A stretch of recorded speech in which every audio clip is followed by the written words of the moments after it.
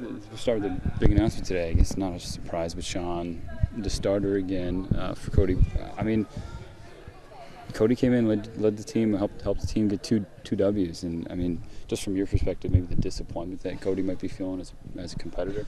Oh yeah, I think anytime, regardless if he gets hurt or not, you want to be that number one guy.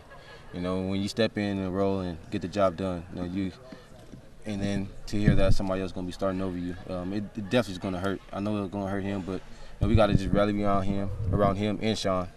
And we know we got two quarterbacks that can get the job done, and we got to just be ready for whoever's in there.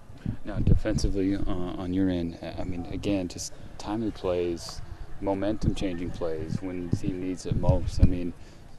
What is it about this defense? It just seems like every time you guys step out on the field, you got that look about you, like you can make a game-changing play.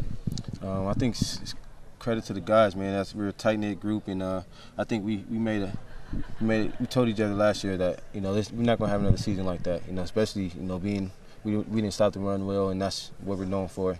And as far as the back end, I think we have some of the best corners and safeties group out there. So we know we can make the plays. It's just about going out there and doing it. And I think over these last couple of weeks, our pass defense been tightening down, and our run defense obviously been good this whole year. So I think both together would be good.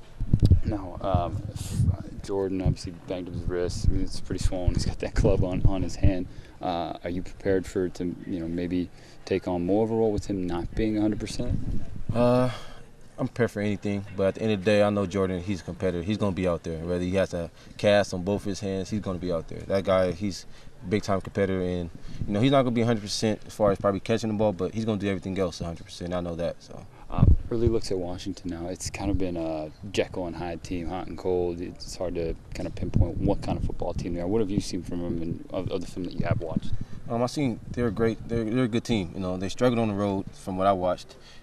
They're undefeated at home, so that's telling you something. They win big games at home, and they haven't been that well on the road. But you got to expect the best from them. They're at home, like I said, and they know they can get wins. They played a tough Stafford team. They had a hard schedule these last 3 weeks, so we know that we're gonna get their best, and we got to just be ready for that. What about Price at quarterback? What kind of player is he? He's a good player. He can make plays. He can run a lot. So we have to just make sure that whoever's on him or whatever gaps we got to fill those right so he don't run. And then as far as quarterback, he's a great quarterback.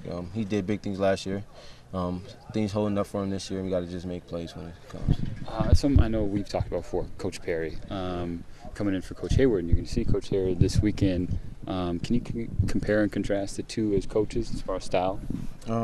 It's a little. Coach Perry's a little older. I think he's more mellow than Coach Heyward. I think that just comes with age. He's been around the game for 30 years, so they have a little different teacher philosophy. And besides that, they're both good coaches, and we're just happy to have Coach Perry in our squad. What do you remember about Coach Heyward? And then maybe a lesson or story.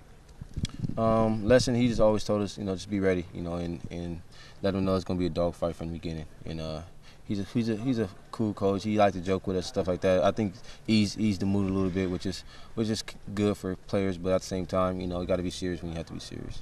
How did you feel when he left? Do you remember the conversation he had with you guys as DBs? Yeah, it was crazy. Nobody expected it, but it happened, and I talked to him after he left, and he didn't want to leave, but that's the world we live in, college football. So we know nothing's secure, and we seen that obviously last year. So. It hit him hard and some of the players because we were uncertain who was going to be our coach, and it dragged on for a while. So, it hit us. But, we're happy to have Coach Perry. He's an amazing coach, and we're doing good now. And, again, from top of the depth chart to the incoming freshman, Coach Perry makes it easy for you guys to understand, right? Oh, yeah, most definitely. Most definitely. He makes sure he spends the time with each individual, whether, if they're messing up and if it's things that he thinks they need to work on, he'll have them stay later or meet them later or whatever he got to do, And then as far as teaching us as a group, he doesn't try to throw a lot of things at us, so he just simplifies certain things, focus on that, and then we'll move on to the next thing the next day or something like that. Thanks, Rashaad. Appreciate you sticking.